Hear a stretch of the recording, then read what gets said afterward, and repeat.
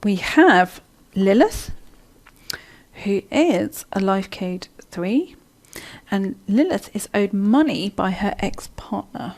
Okay, so put Lilith there, and he's been ignoring her attempts to communicate with him about money, okay, about the money that he owes. So we have another person involved, which is Freddie, okay, who's a life code 8. Now, I have given him the character of the shark, okay, which we'll look at in a moment as to why he is the shark. Welcome to the Sensitive Mind Show. Your purpose in life as a sensitive is to experience the deeper parts of the mind, to move beyond fear and to manage your energy, no matter the circumstance. I'm going to show you, as a sensitive, how you can maximize your talents and feel comfortable in your own skin. For show notes and to join the conversation, visit heidisawyer.com/mind. Okay, so this is what Lilith has told us. Okay, so what's the situation? My ex-boyfriend owes me £1,200. I lent him 2 years ago. He has made no attempt to pay a penny back so far. I recently started to ask for the money, and he suddenly will not answer any calls or texts. He is playing dead, as in, I'm not talking to you. I feel very... what's the problem the situation creates? I feel very angry, rageful and sad about how I let him hustle me like this. I'm obsessing about it, having nightmares, constantly thinking about it. I want my money back. I feel unable to let go of this. I want him to pay me back. So the dilemma is, which she wants me to answer, is dilemma between wanting to find any means to make him pay it back or letting go, as I'm under the impression he will never pay me back. Okay. So Lilith wants to decide whether to pursue the debt owed under, she wants it, it's that whole, or to let it go. Okay, so should she just let it get on with it or pursue it? Okay, so we have 2 life codes here, and we're looking at the relationship between money, okay, and these 2 life codes. So we have a life code 3 and a life code 8. Well, anything in life, as far as the life code 8 is concerned, if they want to dig their heels in, they will. Okay, so as far as money is concerned, as an unaware life code 8, this person will have no, he'll think, I have, what, me? That's mine. He'll have absolutely no, he'll be sticking his heels in and saying, no, that's mine and I'm having it. Okay, it's not so much that he would be looking at that life code 8 would be looking at it, well, how can I really annoy this life code 3? It's more like a ownership. It's mine. It's not yours, it's mine. So as that life code 8, he'll be digging his heels in and saying, no, that money is mine. As a life code 3, life code 3s are often people who like to be seen as being very reasonable. So as far as that money is concerned, right at the beginning, we'll be looking at the life code 3 as being very reasonable, very decent, wanting to help, wanting to be amenable, wanting to be approved of, cared for. And that somehow or another, in lending that money, would mean that they had a closer connection. And that life code 3 would be looking for that as a closer connection.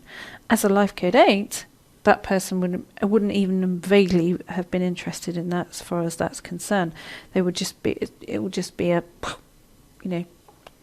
I've got that and that's that, and they would just cut that off.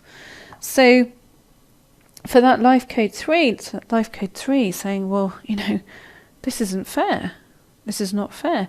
Life code 3 is a very patient, very patient, very patient, very patient, and then along comes the dark side. The dark side of a 3, when you've crossed the line too far and you've gone too far. And so that dynamic between the 3 and the 8, the 8 stuck their heels in, and that's gone too far as far as that life code 3 is concerned. And when you've gone too far with a life code 3, they'll pursue you to the end of the earth. In fact, they'll chase you off the end of the earth, because it is about creating balance, and it's about setting something right that is a wrong. And 2 or 3, as I say, they're very patient, but when you do something wrong that you won't set right, they will keep going. Okay, they will keep going. So 3 is not a good person to upset over a long period of time. Now the 8 will think that he's safe. The 8 will think that he's safe because thinking eventually that they'll give up. But that 3, be amazed at how tenacious a 3 can be when they've been very sweet and nice, and they think, and that 8 will think we can get away with it, but the 3 can be far more engaging and persistent when there has been something that's been very unfair. So even before we go into this, I suspect that Lilith, whatever it's going to be, is not going to let this go, because it goes against the grain of who she is. It goes against the core grain of who she is, which would be why she's having nightmares over this. And whoever says to her, well, let this go, she'll be, I can't. And why can't she not let it go? Because it's about fairness. And this is not right. And so she'll be trying to correct that wrong. So the last thing that I would be inclined to do for that as a life code 3 is to go against the grain of who she is and say, oh, well, let it go. Because as that life code 3, that's hit her hard and deep, and it's about what's fair and what's right. It's not about a perception of something. She lent a physical thing, she lent money, and that money isn't coming back. And it's out of balance, it's out of whack, and it's not, and it's rude. He hasn't even gone to her and said, I can't pay this back. It's just ignored it. And that is a red rag to a 3. Okay, so I'm not even going to vaguely go there in terms of saying, okay, well, don't pursue it, because I don't think that will work at all for a life code 3 in this kind of situation. So the question I'm going to ask of the cards is, how can Lilith start to feel more empowered as far as the situation is concerned, and and feel more comfortable with feeling justified that she isn't in the wrong in pursuing this? Okay, so let's have a little look as far as that's concerned. So what we have, this is interesting, we have the gambler. So what is she being asked to do?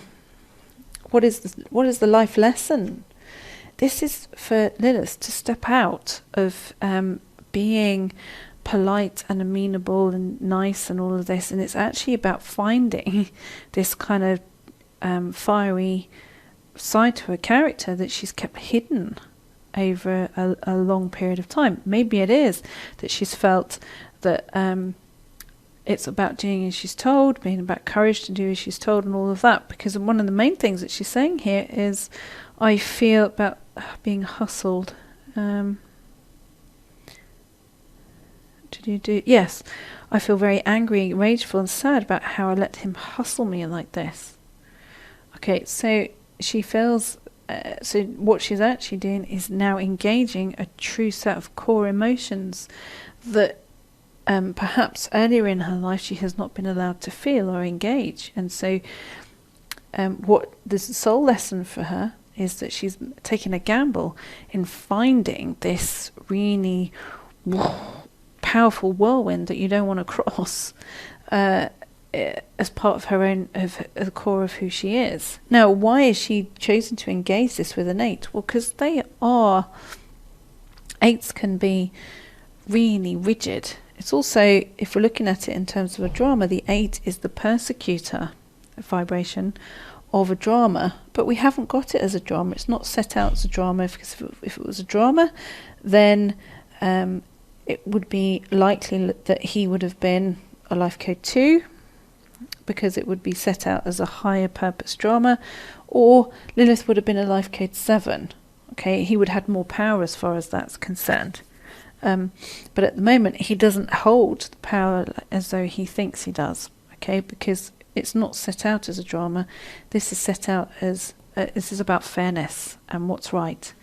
Okay, so let's have a look and see what Freddie is up to. What is he up to, other than the obvious, which has got him as the shark? I'm taking and not giving back. Okay, so let's have a look. Now we've got this interesting one back again. We've got this mystic back again.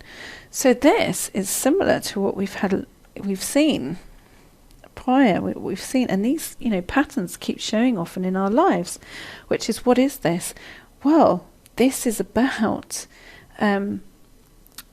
how someone who's trying to manipulate a situation is, and in this scenario, it has been that Freddie knew what buttons to press as far as Lilith was concerned. He knew what things to use, his instincts. What buttons do I press in order to get this money? What do I need to do? What do I need to engage in order to get what I want? And he keeps using it to dodge her as well right now. So how does she engage this? So how does Lilith engage this life code 5? Okay, because we've got a direct path here. This is a 3, 5 and an 8 it's the pause path. Okay, so it's you think before taking action, whereas the 2, the 4 and 7 is about the action paths. So she's got this 5 in here, which is about the will. Okay, engaging her will. So we've got it in 2 different directions. We've got Freddie being more and more stubborn and not paying up, using his will as far as that's concerned. But if you can imagine that between the 8 and the 5, it's almost like the will filtering down into the 8.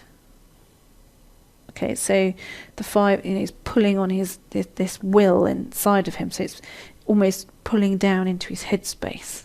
Oh, I've got this will, I'm going to be defiant as far as this is concerned. Now, for Lilith, as this 3, it's about finding her will. So he's pulling it from above him, but it's almost as though Lilith needs to find it, like this rising beast from the depths of who she is, to actually find and own her own anger. Because sometimes in life, what do? We think that anger is wrong, that we're not allowed to ever be angry, that somehow or another, especially as a sensitive, that anger is some kind of emotion that we should spend our life rejecting, and therefore we then think, well, it's okay to be walked over, it's okay to be, pushed around, so to speak. But inside we get upset and angry that has occurred and that has happened, when anger is actually part of a normal part of a human life. Okay, it is about then managing and accessing anger in an appropriate manner. But what if you've never been allowed to? And often that is the journey of the 7th sensitive. Have you ever been really allowed to access your own anger? Has it been something that's been shameful? I suspect for Lilith, actually accessing anger is some kind of shameful emotion. Because what is anger? Is it really, this ranting thing? Or is it about finding her own will? So in this scenario, I suspect it's about Lilith finding that will of hers to say, no, this is unfair and I'm going to balance this fairness. And she's finding it from the depths of who she is. So let's have a look what we've got here as far as the archetypes are concerned to give us a piece of information around her. So we've got the Knight. So why did she do it in the first place? It was about rescuing him. Okay? It was about her sense of worth. So she thought, I would say, in the first instance, that in order to have Freddie's love, so to speak, she would have to rescue him, which will be why she lent him the money. And so he, in his subconscious, thinks that I want to be looked after, so therefore I was given the money. I don't owe her anything. Okay, so this is the dynamic that's going on. So how does Lilith get to feel better? Well, she gets to own her rescuer. Okay, that at that time it was actually about feeling love from this man who's an overgrown child, that in order to feel love from him, she needs to rescue him, and he was looking for a rescuer. Okay, so he thinks, oh, I don't owe her any money because she gave it to me. It was mine to keep. When in actual fact, what's this lesson to do with? Well, it's about him growing up and paying what he owes, and it's about Lilith finding her own strength and making that decision that she doesn't actually have to rescue. So we've got almost two variations of not a rescuer, but that kind of figure within here. So we've got this warrior represented in the 5 energy, and even on this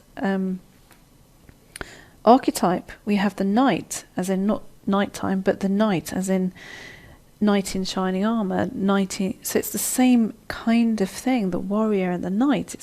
It's an interesting representation. What does a warrior do? What does the knight do? Well, they charge in, solve, and then they disappear. A knight doesn't in fairy tales, doesn't settle down with his princess kind of thing. He sort of gallantly charges in and then he's off again. You never get to see the knight do anything other than save. Okay, so Lilith needs to find that bit of her that tried to do that for this Freddie, who was looking for that at that particular moment in time. Needs to find her knight, and if she is then in that position of actually forgiving herself for carrying that knight, that desire to save, she will then feel more comfortable about pursuing him to get her money back. Okay, so let's have a quick look to see if she does that, if she then forgives herself for carrying this knight. And often that's what we need to do in life, is to forgive ourselves for mistakes that we've made. Because in forgiving ourselves for the mistakes that we've made, gives us the power to change it. So let's see what happens if Lilith forgives herself for carrying that rescuer, that knight. We have the visionary. Therefore, what will happen is, if she is able to do that, she will see absolutely a clarity and a way to be able to then go to him that is very clear in how he then seeks to pay her money back, or at least begin to pay that money back. And she'll start to see that, and she'll start to see that clearly. So the life lesson within this is sometimes we have to look at our base motivation, which has triggered these particular emotions. And then when we understand what our base motivation is, sometimes it's a case of forgiving that. And if we forgive ourselves for that base motivation, we then get to see clearly. For more great free content designed to support your purchase of my book, Highly Intuitive People, 7 Right Brain Traits to Change the Lives of Intuitive Sensitive People, please visit finallyfeelunderstood.com. There you can subscribe and download for free the meditation specific to today's episode. If you have already read the book, then it's time for you to receive exclusive access and support from me and your fellow intuitive sensitives as we go deeper together along this proven 7-step path by joining us in my monthly membership program called Heidi's Circle. There you can ask me anything in a safe and private environment, and I will answer you live. Join us today by visiting healmyinnerworld.com.